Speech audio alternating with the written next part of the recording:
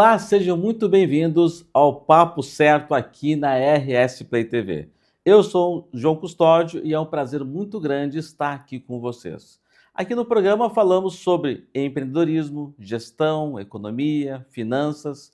É um programa feito para você que faz o Brasil acontecer. O programa aqui está, você pode assistir no canal 524 da Claro TV e também nas redes sociais do Papo Certo. O programa está no ar. Vem com a gente.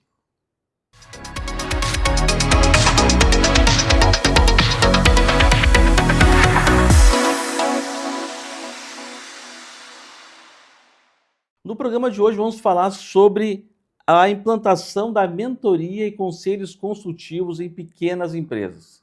E quem está conosco hoje aqui é o Nelson Seixas, coordenador do curso de Ciência de Dados da URGS. Seja muito bem-vindo. Muito obrigado pelo convite, muito bom estar aqui com vocês, né, para a gente conversar um pouquinho sobre mentoria e conselho consultivo. Eu tenho a impressão que vai ser um debate super produtivo. Não. E também estamos conosco aqui hoje também Ricardo Jobim, advogado empresarial. Seja muito bem-vindo. Muito obrigado, é uma honra estar aqui. É um tema que eu estou muito curioso, né? Porque a gente está, assim, é um tema que às vezes quem é uma pequena empresa, às vezes acaba perde a oportunidade de ter assim essa opinião de fora, né? A gente estava conversando aqui um pouquinho antes com o Nelson, né? Que a gente convida alguém de fora e essa pessoa fala assim, tá, mas por que isso? Tipo, internamente o pessoal não consegue às vezes enxergar aquilo que é o óbvio, chega alguém de fora, pô, mas por que vocês estão pensando nisso? Por que vocês estão tomando esse direcionamento? E às vezes essa reflexão acaba trazendo até pensar tudo de novo do zero para ver, para se encaixar no caminho certo, né? Nossa primeira pergunta é para o Nelson. Nelson, qual o erro mais comum que as pequenas empresas cometem ao pensar no futuro? Esse é um ponto muito interessante, que a gente não tem a cultura normalmente, né, de pensar no longo prazo. E por falta desse hábito, a gente acaba também não sabendo aonde a gente quer chegar.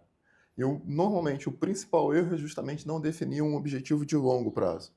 Porque, até usando aquela frase do Lewis Carroll, né, se você não sabe onde você quer chegar, qualquer caminho serve. E aí você pode ir, inclusive, para o buraco.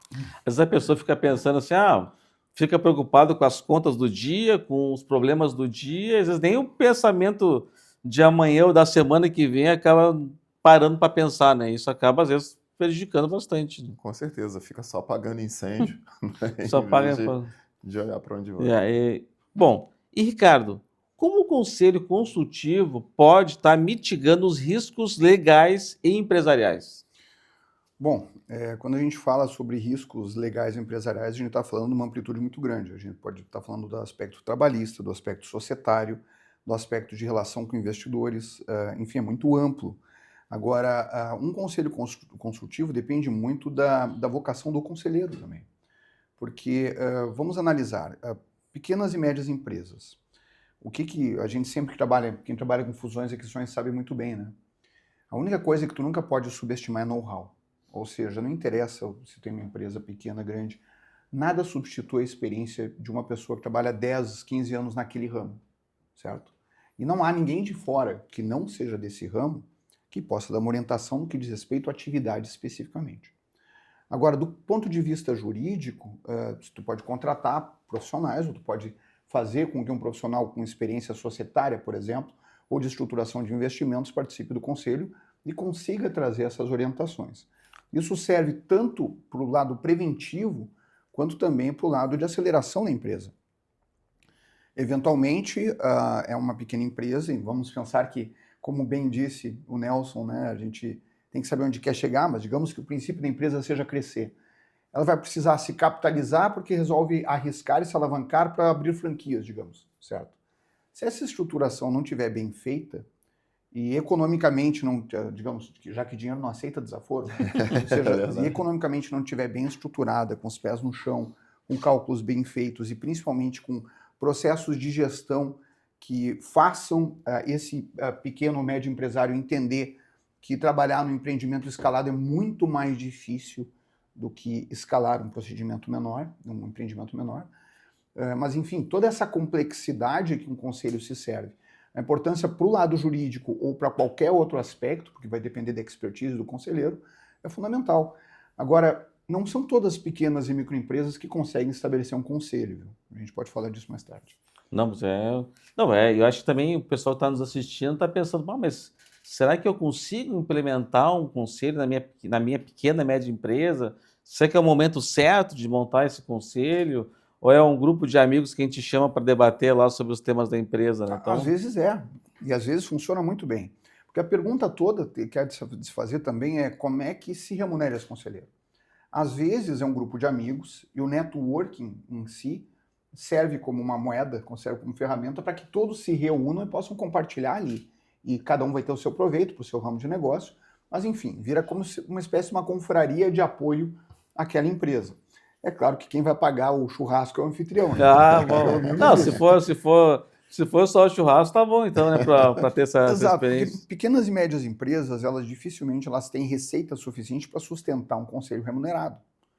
Isso acontece com empresas quando atingem um importe considerável, né?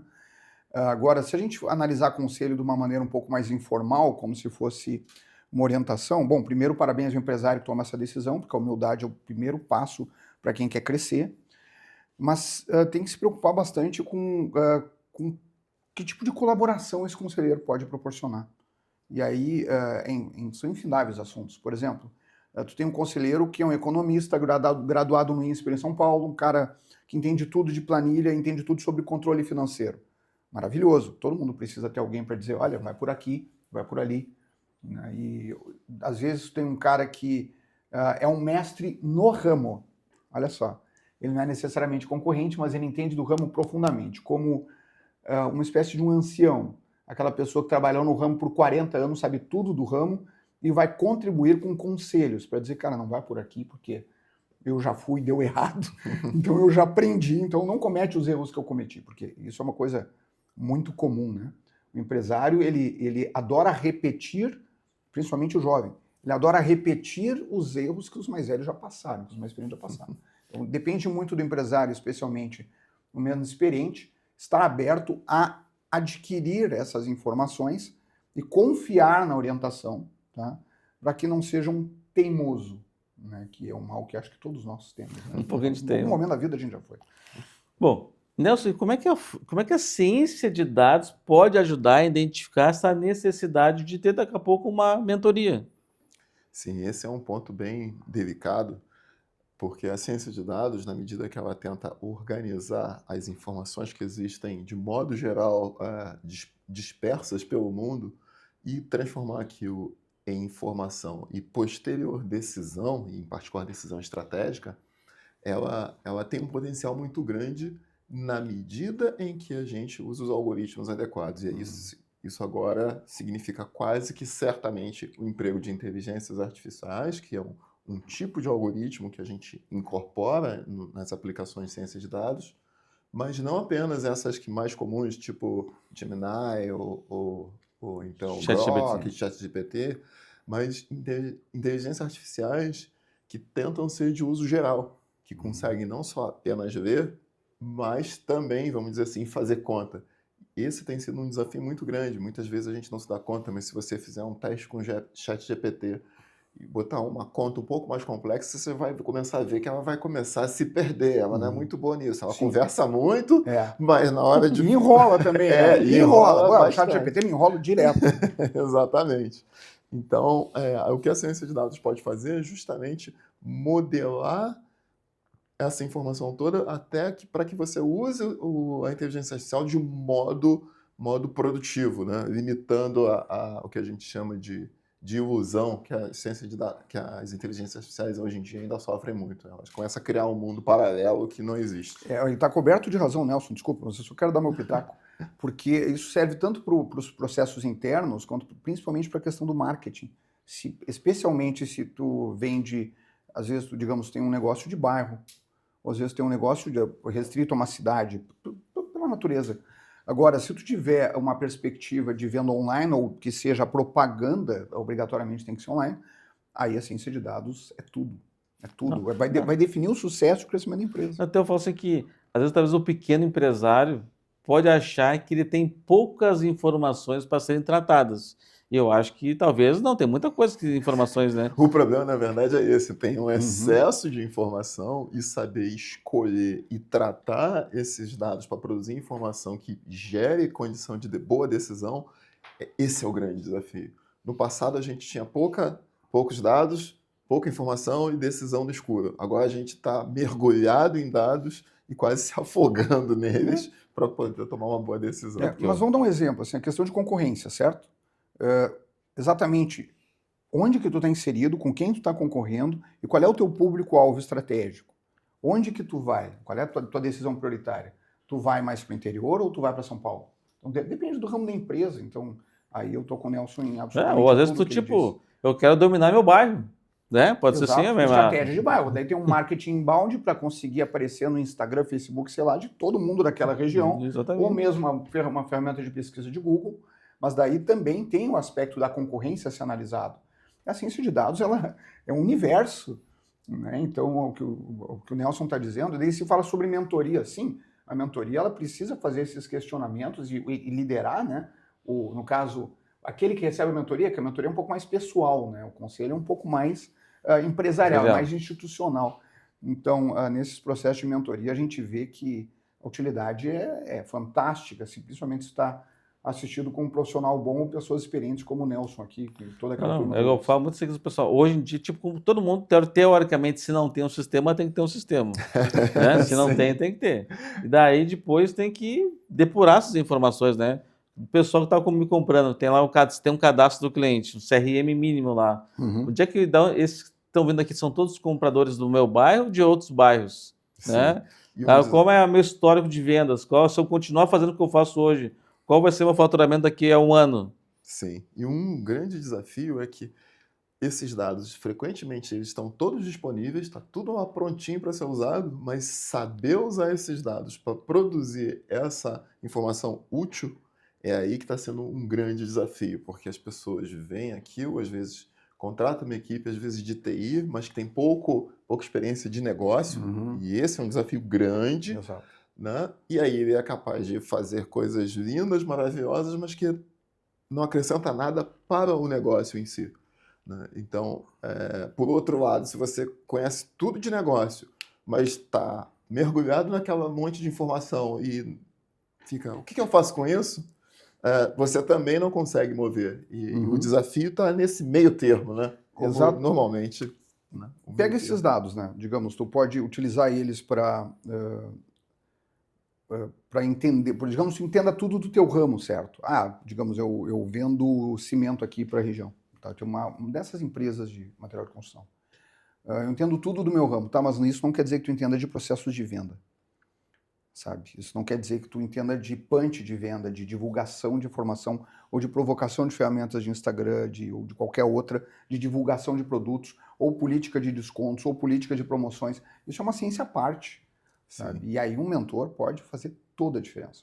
E um desafio interessante hoje em dia, justamente à medida que estão evoluindo as inteligências artificiais, é uma mentoria inteligente artificialmente. Auto-mentoria? Né? Num primeiro momento, até para que esse empresário, esse empreendedor, possa chegar, de fato, buscar um mentor humano, é muito interessante que ele previamente já faça um primeiro passo de mentoria com essas inteligências artificiais novas que estão chegando. Sim. Né?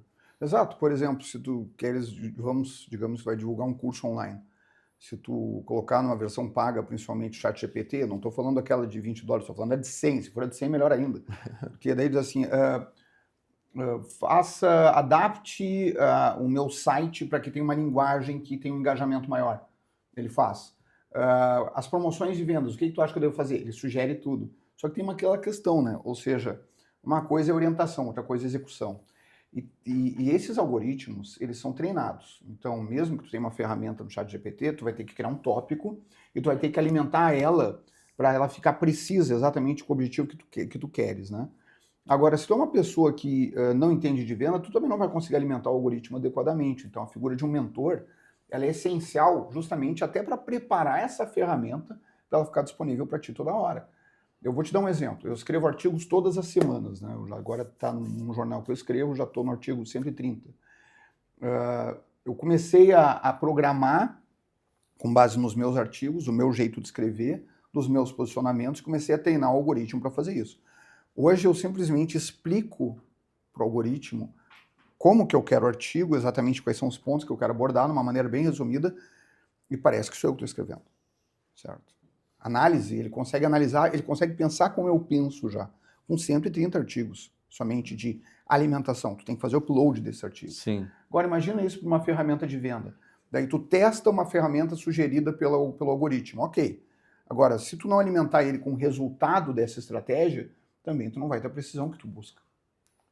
Sabe? Então é como se fosse um parceiro, mas ele não vai resolver tudo para ti, porque é tudo muito personalizado.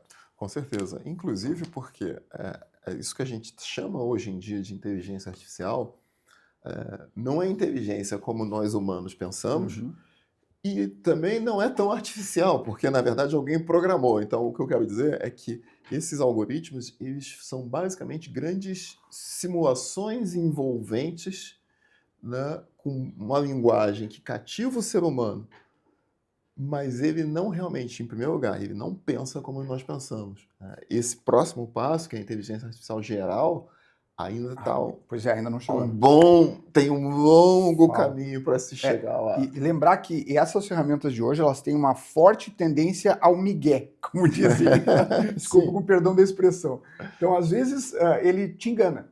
Ele diz que vai te dar aquilo que tu pediu, mas na verdade não vai te dar. Então ele fica inventando desculpa. Até existe uma recomendação para quem trabalha com AI, né? Desculpa, com IA, AI em inglês, que é na linguagem, nunca seja educado com ela, porque senão ela te enrola mais ainda. Tu não diz, por favor, não, tu não pede por favor, tu diz, faz agora. Não gostou, tu tem que dizer, não gostei, ficou uma porcaria. Daí ele vai te pedir desculpa, mas ele vai se virar para conseguir algo melhor. Sim. Então a comunicação não é para ser educado, viu? Tem gente que é tão educada que só falta dar bom dia para a inteligência artificial. Bom, Ricardo, e assim, quais as implicações legais ou até riscos de contar com a ajuda de pessoas externas num conselho consultivo para a empresa? Eu fico pensando assim, tipo, são pessoas que teoricamente tu acha que conhece, ou são pessoas indicadas daqui a pouco, e como tu se precaver daqui a pouco de informações até sigilosas que estão ali naquele momento, que daqui a pouco a pessoa pode compartilhar alguma coisa da tua empresa em outro momento, né? Ótima pergunta, porque digamos se tu pega um conselheiro que vai te ajudar de graça, porque é teu amigo, tu não vai conseguir fazer com que ele assine nenhum documento dizendo que ele não vai, que ele se compromete a não revelar nenhum segredo empresarial ou da estratégia da empresa, que ele não vai trair os interesses da empresa, que ele não vai fazer fofoca para a concorrência, para fortalecer a concorrência. Então, para o não remunerado, é muito difícil que tu pegue uma documentação assinada dele assumindo responsabilidades pelo trabalho do conselho. O conselheiro remunerado é diferente, porque ele já vai discutir exclusividade de ramo ou de atuação, a proibição sobre certos comentários até em público, ou seja, e quando a gente fala conselho remunerado, não é pouca coisa. Por exemplo, conselheiros da Globo devem receber o quê? 1,5 milhão, 2 milhões ao mês de salário para serem conselheiros. Então, sabe, depende muito do ramo. O que eu posso dizer é que os contratos resolvem tudo, certo? A pergunta é se tu vai ter clima para um cara que já está indo lá para te ajudar, chegar para o cara e dizer, vem cá, assina aqui que tu não vai revelar nenhum segredo da empresa, que tu não vai nos trair sob pena de multa. Não. Agora, se tu remunera o cara, eu acho que tu pode exigir isso. Um conselheiro também, ele tem uma participação eventual, certo? Lembrando que vínculo empregatício só existe com não eventualidade e com subordinação, né? Então, se o cara é conselheiro, mas está lá todo dia trabalhando, te cuida, tu pode levar uma trabalhista. Mas conselheiro já é... mas eu, tipo, um conselho, normalmente, sob o olhar de uma pequena e média empresa, se reúne a cada 3 meses, 6 meses?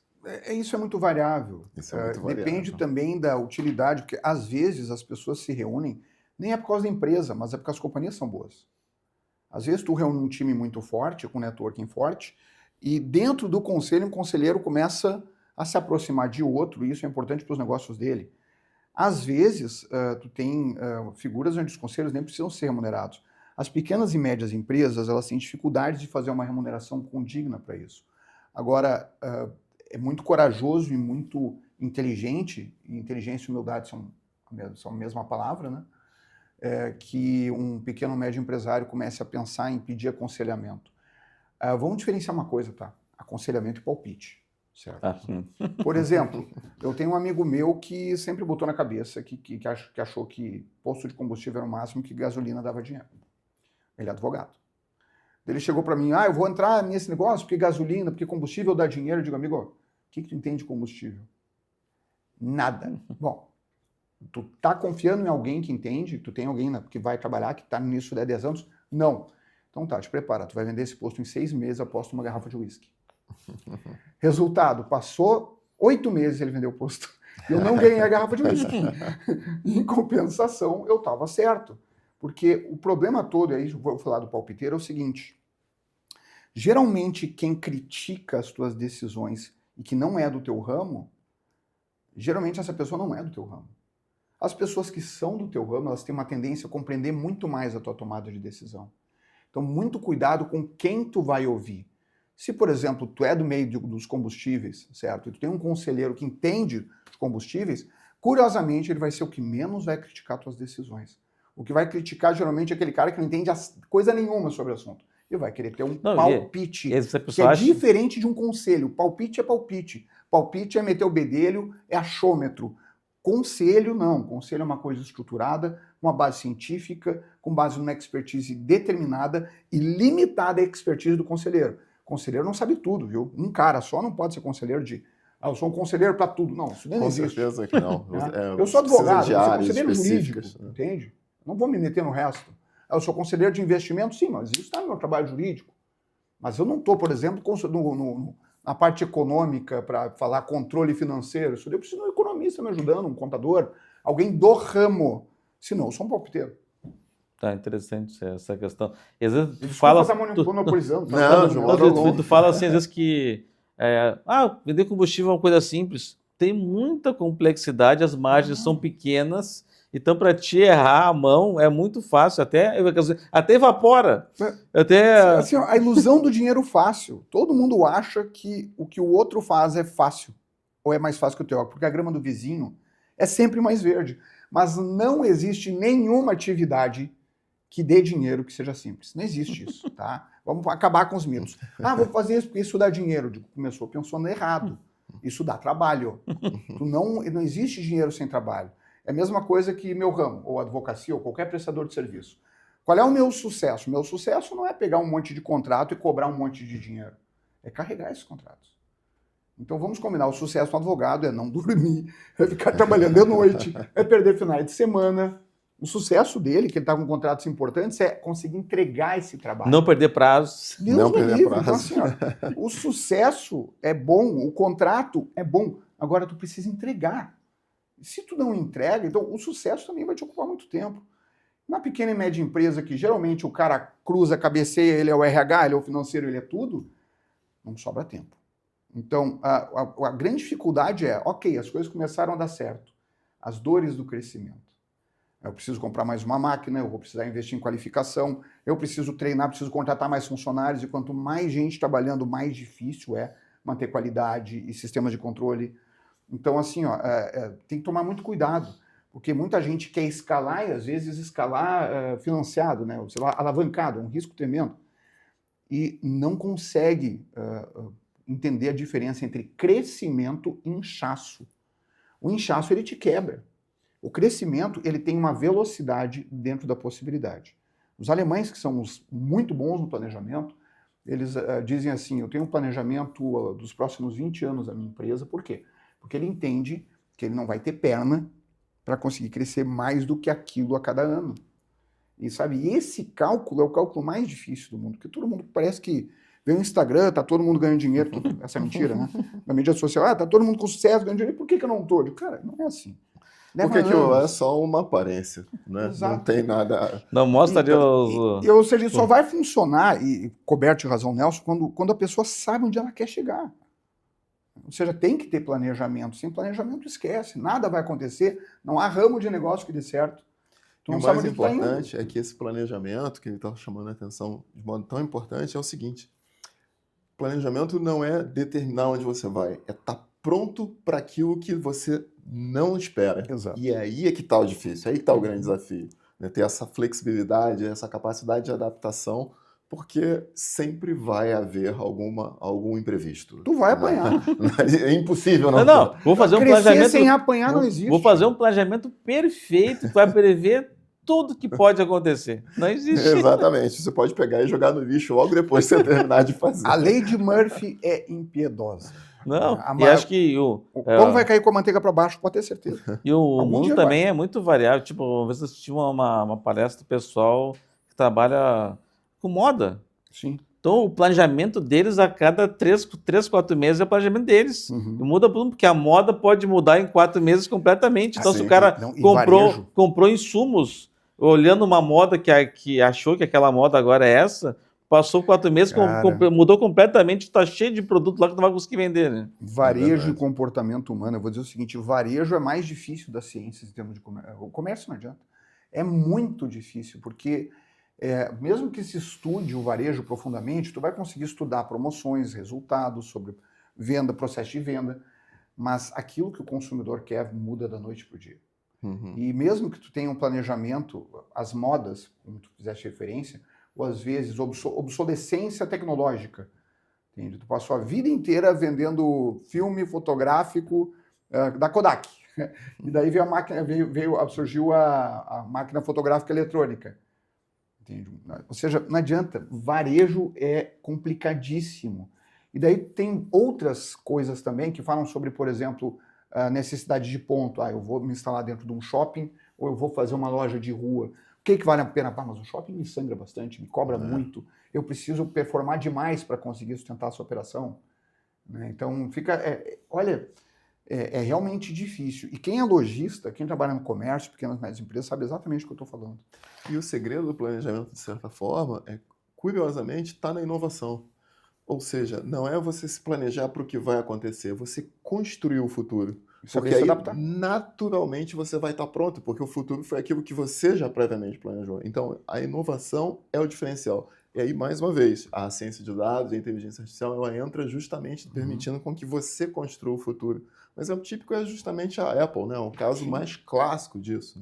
Né? A Apple quase quebrou depois que demitiu, curiosamente, né? Demitiu o fundador, né? O Steve Jobs. E quando teve que enfrentar aquela situação, acabou vendo aquela mente diferente faz diferença. E quando trouxe de volta, o que ele fez? Ele criou o futuro. A gente não teria esses nossos celulares, smartphone, como a gente tem hoje, não fosse a Apple. Né? Essa história da Apple eu sou apaixonado, até porque quando ele convidou, então, o CEO da Pepsi para entrar na Apple, o Steve Jobs falou para ele, disse assim, eu vou te convencer a trabalhar comigo. Eu digo, por quê? Eu digo, cara, tu vai querer passar a tua vida inteira vendendo água com açúcar. Ou seja, vem inovar, vem para o mundo. Só que esse cara, ele vinha de uma filosofia corporativa de indústria, revenda à margem. Então, na verdade, ele acabou causando a expulsão do Steve Jobs dentro da própria empresa. Sim. Ou seja, eu já tinha diluído várias ações, então tiraram ele, mandaram ele para casa. E ele foi lá e disse, não tem nada para fazer. Sabe o que eu vou fazer? Eu vou criar Pixar. Eu vou fazer um acordo com a Disney. Só isso. E daí ele foi lá, se recomprou e demitiu o cara que ele contratou, que tinha demitido ele. Então, a curva é interessante. Agora, deixar claro, qual é o erro nessa história? É que o Steve Jobs pensou, eu quero um executivo, mas ele não ia ter um idealista, sabe? Porque um cara que tivesse a visão dele. Porque o cara que só vendia água com açúcar só entendia de água com açúcar. Ele nunca ia ter a capacidade e aquela mente borbulhante do Steve Jobs. Então, ele nunca ia poder ser um parceiro dele. O Steve Jobs poderia achar um parceiro em alguém que tivesse no ramo da tecnologia e da inovação, mas não num cara que vende água com açúcar. E aí foi o erro dele. Mas talvez não tenha sido um erro. Talvez ele estivesse procurando justamente alguém que fosse fazer o outro perfil, né? O mais de operação, sendo que a química não funcionou. Implementar aquilo que o cara tem ideias maravilhosas, é importante ter ideias e tem que botar e fazer executar aquilo. Mas é um cara de política corporativa vendida. Eu sou um grande crítico de filosofias corporativas sem coração. Ou seja, se tu tem uma empresa, e principalmente essa nova geração, tá? Elas não querem simplesmente participar de uma corporação onde tu seja um número no RH e vai ser demitido amanhã, como é que é esse mês? Tu ganhou um prêmio, né, de desempenho. No outro mês está demitido porque é contingente, onde não existe compromisso com pessoas. As empresas competitivas de hoje, que vão ter que ser carregadas e sustentadas pelos trabalhadores jovens, elas precisam entender uma diferença do perfil do prestador de serviço. Hoje a pessoa precisa acreditar na empresa. A filosofia corporativa cruel está sendo substituída por filosofias, às vezes, até de empresas familiares, certo? Onde existe um relacionamento ético com os colaboradores de compromisso. Então, tu precisa chegar para o cara e convencer para ele: nós somos leais, nós somos éticos e tu pode te sentir seguro aqui. Aqui tu vai poder crescer, vai poder fazer teus sonhos e nunca ninguém vai te trair. Tu não vai tomar uma facada nas costas, que é o contrário do que a filosofia corporativa prega. Assim, A filosofia diz: corta, tchau para ti, não tem compromisso contigo. Sim. Essas filosofias estão derrubando as empresas hoje. Hoje, quem está conseguindo destaque, não é só na área da inovação, é justamente alguém que consegue pegar algo a mais, algum encanto, algo dentro da filosofia da empresa que causa pertencimento. Caso contrário, pode ter certeza que se tem uma empresa e os funcionários não têm compromisso com a tua empresa, a pergunta é quando tu vai cair, não é se tu vai cair. Nelson, e como é que um pequeno empresário pode pensar assim, nos primeiros passos de começar a pensar no longo prazo? O que ele tem que fazer? Assim, olha, estou assistindo aqui o programa Papo Certo, escutando o Ricardo e o Nelson, e estou aqui apagando incêndio todo dia, é só problema, mas eu tenho que começar a pensar no meu futuro. O que ele pode pensar assim, nos primeiros passos para fazer? Esse é o grande desafio, porque o primeiro passo é justamente se desapegar desses incêndios. E isso é muito difícil, porque o primeiro passo é emocional. Conseguir respirar e pensar: eu vou mirar lá. Fixar esse objetivo. A partir daí, começar a buscar informação de modo informal. Eu acho que normalmente é melhor, até justamente com os amigos mais próximos, muito para fazer esse processo de mudança, onde você vai se sentir confortável, vai se sentir oxigenado e querido ao mesmo tempo.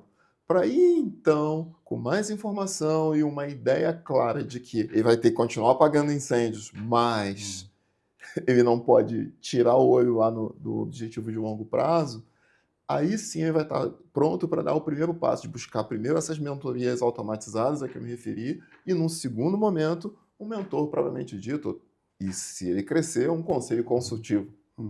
Ou deliberativo, dependendo da ousadia do... E Ricardo, como é que tu já comentou um pouquinho, né? Mas para quem está nos assistindo, quem sintonizou no programa agora, né?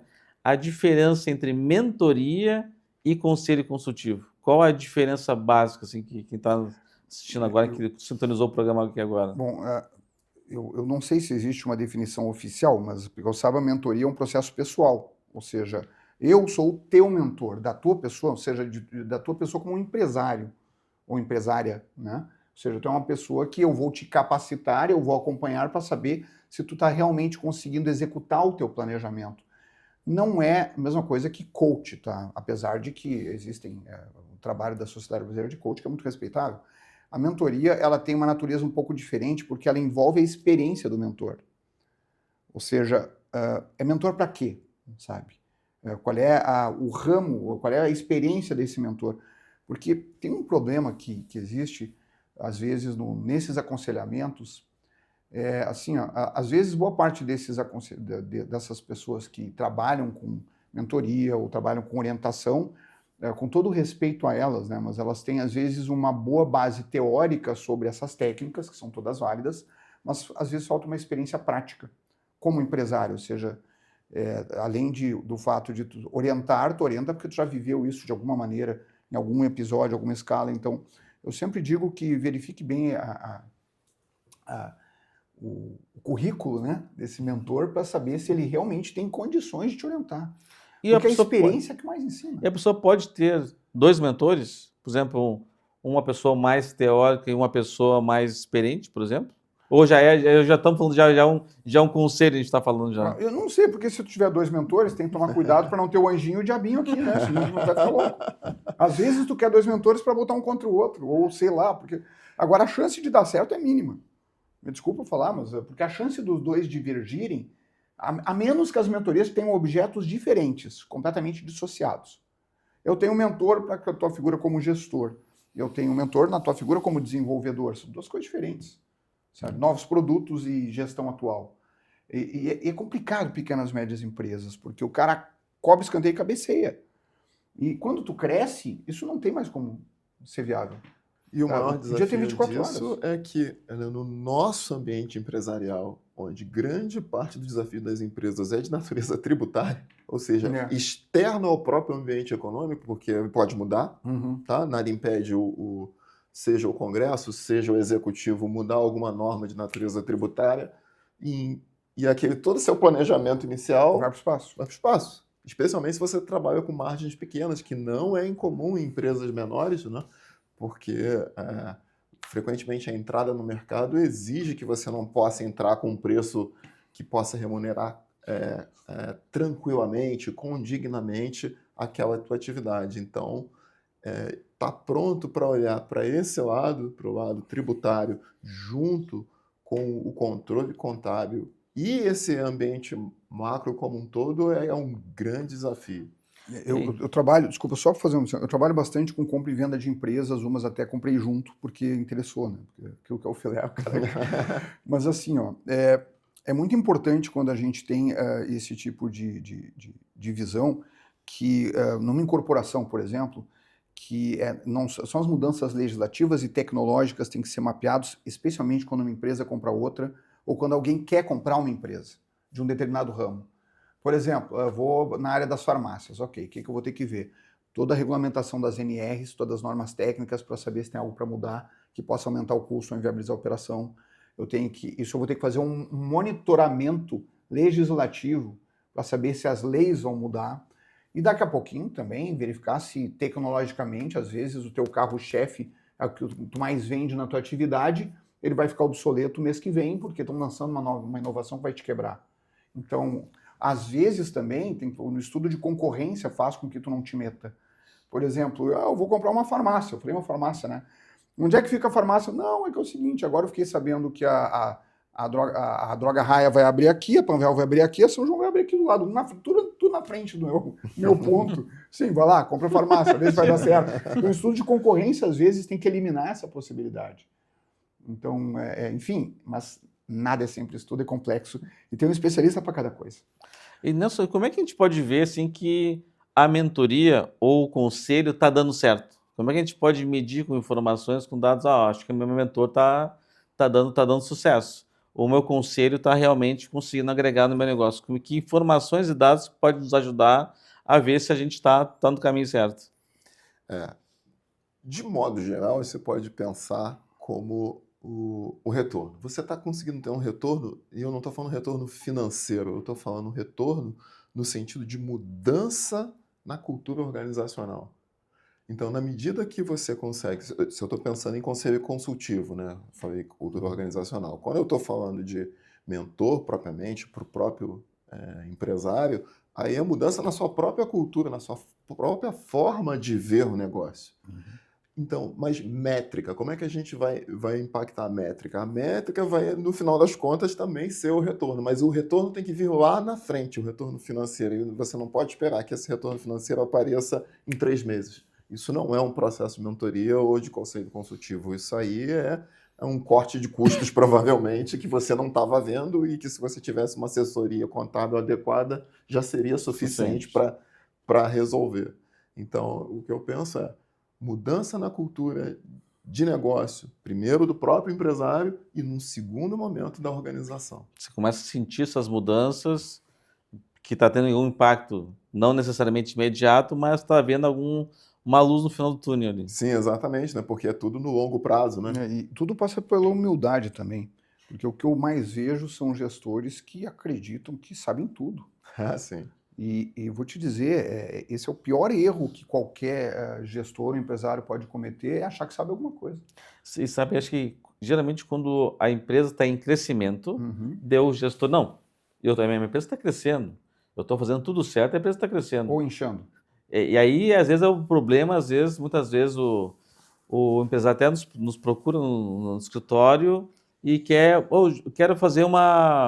ampliar meu negócio, quero abrir mais 3 filiais. A gente vai entrar dentro da empresa do cliente ele não tem controle de estoque, ele não tem um controle de margem. Eu disse, olha, acho que no momento, antes de tu pensar, assim, apesar do teu negócio estar crescendo, dá uma seguradinha, porque daqui a pouco tu pode crescer e quebrar. Muitas botar ordem na empresas casa. crescem. Tu tá pedindo para ser roubado, tu tá pedindo para ser... O controle de estoque é isso, né? Tá pedindo, Exato. o controle financeiro.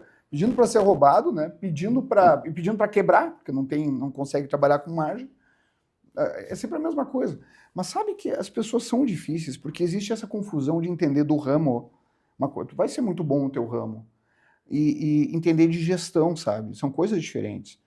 Tem coisas que são indissociáveis para o negócio dar certo. Primeiro é o know-how, que é sobre o ramo. Quem é do ramo, geralmente, domina ele. E know-how não se adquire num dia, tá? 5, 10, 15, 20 anos de experiência naquele ramo para entender. Entender também de sistemas de controle, gestão, de governança, de expansão, tá? De estruturação administrativa. Isso é uma outra capacidade. E eu não conheço ninguém que tenha todas. Nunca vi uma pessoa que tivesse todas.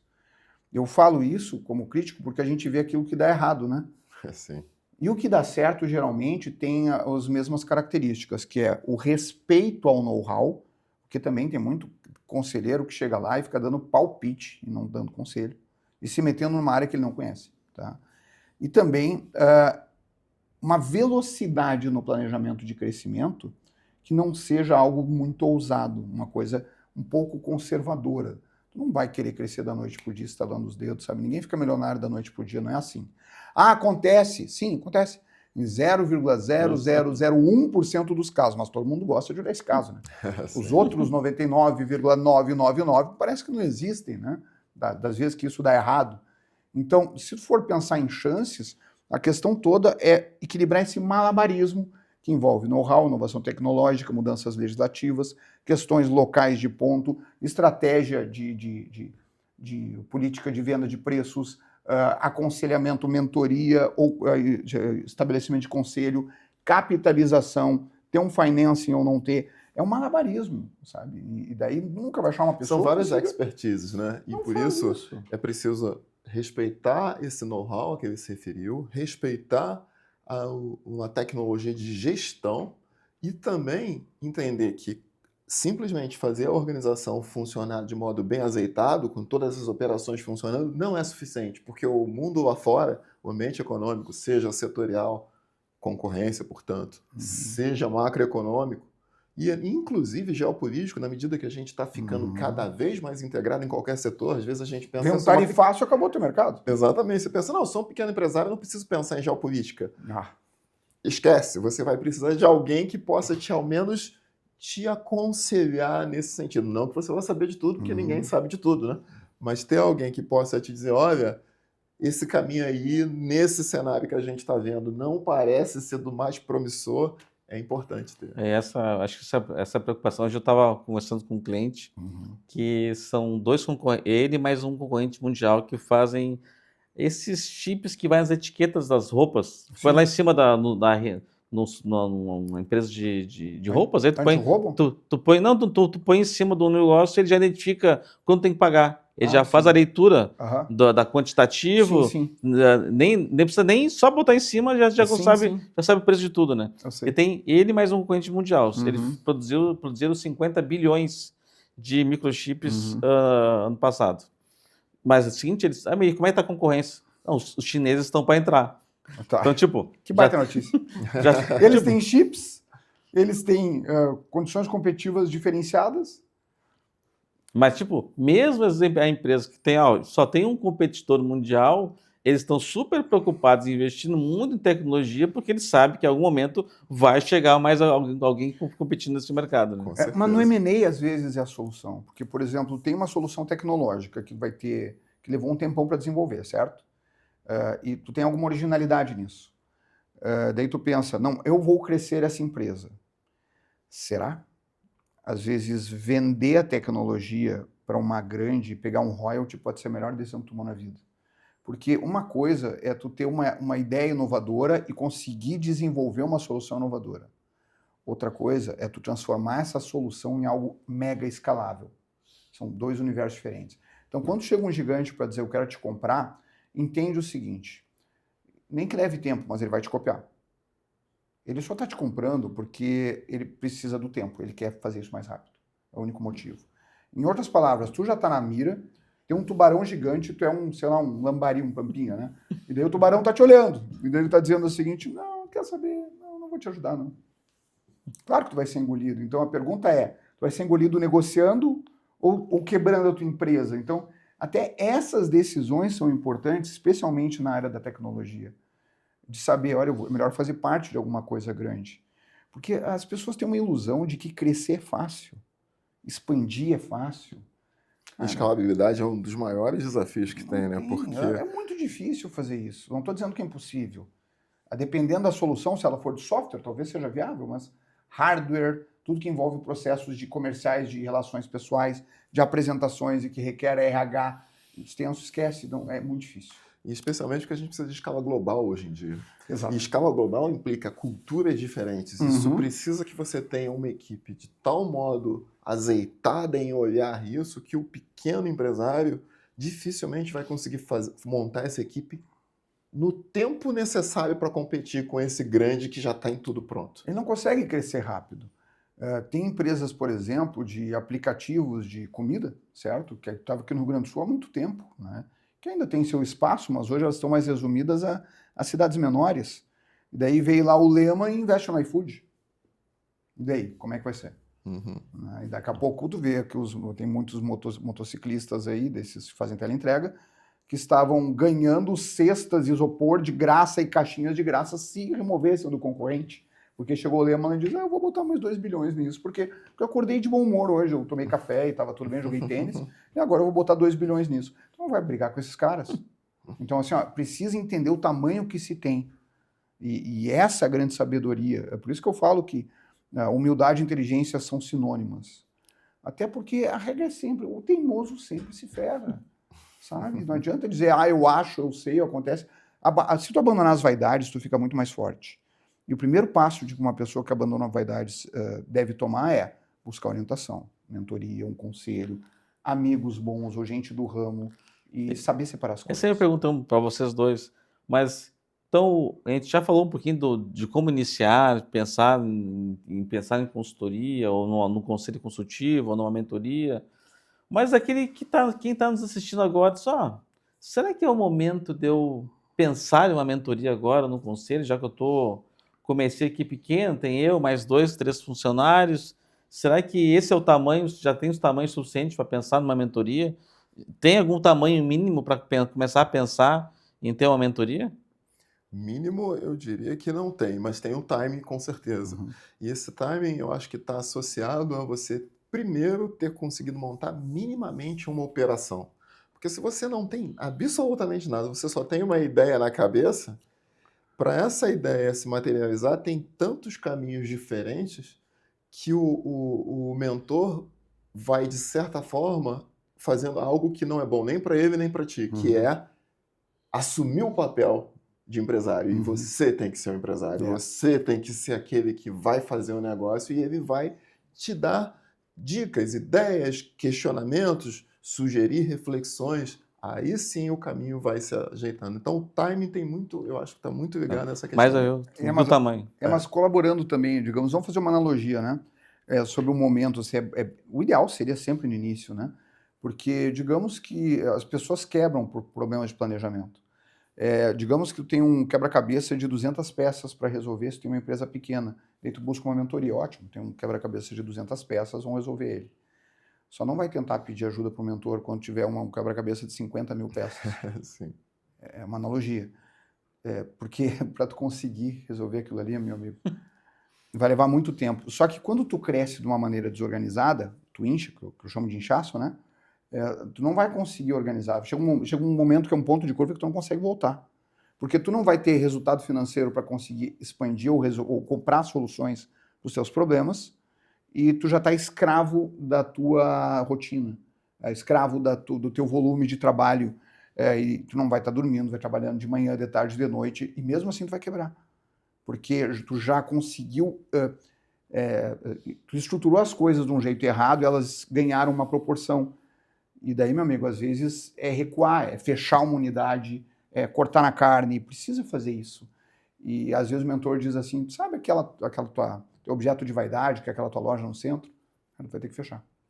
Não, eu Uhum, tipo, E, não, mas e ele, tem, não, mas a minha imagem. Digo, é. cara, dane-se a tua imagem. Vamos cair na real, tá? Pisa no planeta Terra, porque não adianta tu ter cabeça nas nuvens Sem os pés no sem os chão. pés no chão. Isso daí foi uma música, eu acho, né? Exato. Exato. Então, assim, ó, e é o que mais acontece. O cara fica com a cabeça nas nuvens, tá pegando fogo no chão, ele tá se queimando e ele acha que tá voando. porque assim, a gente vê muita notícia às vezes, até de grandes corporações abrindo lojas, né? Ah, a empresa tal abriu loja em tal cidade, abriu loja. Só que não é noticiado muitas vezes, mesmo essa empresa, as lojas que ele já fechou. Isso é legal. Isso Exato. não tem isso, porque mesmo essas que tu escuta agora, rede de farmácias, por exemplo, estão crescendo bastante, mesmo essas, elas também fecham unidades. Uhum. E tu não fica sabendo, só vê que ela tá abrindo, mas tu não tá vendo que tem unidades que ela abriu, não deu certo e ela fechou. E aprendeu, talvez, com aquele Com negócio que aquele não deu certo. sucesso, né? Eu não falei do Lehman, o Burger King deu um resultado negativo agora nos Estados Unidos. É do grupo do Lehman também, o Burger King. Tá, mas como é que um fast food tão tradicional assim vai ter problemas? Digo, eu não sei qual é as dores dele. Ou se eventualmente a nova geração está comendo coisa mais saudável, muda o comportamento também, né? Ou se a concorrência tá batendo neles, eu não sei. Cada empresário sabe suas dores, mas uma coisa eu digo, dificilmente, isso serve inclusive para o Lema, né? Que até recomendo o livro Sonho Grande dele com Beto Sicupira e Marcel Telles, para quem quiser pensar grande. Agora, ali no livro tem uma coisa que não está dita, certo? Que é, por mais que tu seja inteligente, por mais que tu saiba colocar as peças nos lugares, tu não é Atlas, tu não vai conseguir carregar o mundo nas costas. Então, existe um ponto de crescimento que tu precisa interromper e focar naquilo que tu já tem, certo? Sim. E tu não tem que inventar coisas novas. Tem gente que parece que acha que é empresário, mas é gestor de expansão, porque fica comprando, Sim. depois não carrega. Isso é... E um ponto nisso ainda é que frequentemente as pessoas associam a crescimento e a diversificação. Quando antes, e esse é um debate muito antigo nessa área de estratégia, antes você precisa conseguir ter operação. Ou seja, será que estrutura que vai determinar a tua estratégia, seja de diversificação, seja de crescimento, ou o contrário? O que a gente tem visto cada vez mais, a evidência tem mostrado, é o seguinte: se você não consegue ter operações bem definidas, bem montadas, seja tentar crescer, seja tentar diversificar, ambas essas escolhas vão te levar ao fracasso. Então, primeiro se organiza dentro e, a partir daí, fixa o norte, seja de crescimento, seja de diversificação, seja até um misto dos dois, né? Alguma diversificação com algum crescimento. E trabalha magro, né? Porque caixa é rei. Caixa é rei. Às vezes o pessoal também pensa, eu tenho um negócio, vou expandir, vou abrir uma franquia. Acho que já é franqueável já. Só que a operação dele não está bem 100% redonda e para poder crescer. Às vezes ele toma essa decisão e acaba tendo problemas sérios, né? Às vezes a gente se ocupa mais. Hoje tem muita gente que está mais vendendo franquia do que fazendo negócio. Porque é o franqueado que se rala quando a loja fecha. Mas vender franquia é um bom negócio, que eu ganho dinheiro sempre, então tanto faz. Eu vou abrir 50 franquias, todo mundo vai quebrar e eu vou ganhar meu dinheiro. É uma forma de ver, certo? Aí vem aquela ideia do grupo econômico, teoria da aparência jurídica, ou seja, fazer isso é arriscado. Não é uma estratégia segura de sair franqueando indiscriminadamente. Tem gente que acha que não vai ter consequência, porque é boa de vender. Que o negócio é vender franquia, né? Não é se o pessoal vai bem ou não, dane-se. E acha que se pode se isolar dessa responsabilidade depois. Não é bem assim. A gente vê muitos casos de pessoas que venderam muitas franquias e muitas fecharam, né? Sim. Pô, pessoal, a gente está indo para os minutos finais, o tempo passou voando aqui. Eu queria que vocês fizessem uma palavra final para quem está nos assistindo e está pensando agora em implementar uma mentoria, um conselho consultivo, ou ter uma opinião externa sobre o seu negócio. Então, eu queria passar para vocês, um minuto final, as suas considerações finais. Bom, para quem está começando a pensar em mentoria ou em conselho consultivo, eu acho que a gente não pode esquecer nunca dessas três coisas que eu mencionei. Primeiro é aonde a gente quer chegar. E o segundo é manter as operações enxutas, organizadas, bem estruturadas. Pequenas. Começa pequeno, mas faz ela funcionar de modo azeitado. E aí sim, A partir daí, você vai buscar uma mentoria para que o negócio seja seu com orientação de terceiros e não o negócio de terceiros onde você simplesmente está operando. Muito bem. Bem rapidinho. Entre o rascunho, entre a ideia, o rascunho e a obra-prima, sempre se tem melhorias, né? E as pessoas cometem, às vezes, a falta de humildade de achar que não, que já viram tudo sobre algum assunto, sobre um ramo ou sobre as possibilidades. Essa oxigenação ela é infinita. Quanto mais tempo tu está num ramo e quanto mais gente tu fala, mais tu vai aprender. Então, humildade é inteligência. Se tu queres crescer e queres resultado, precisa saber também buscar os profissionais que possam cada macaco no seu galho, né?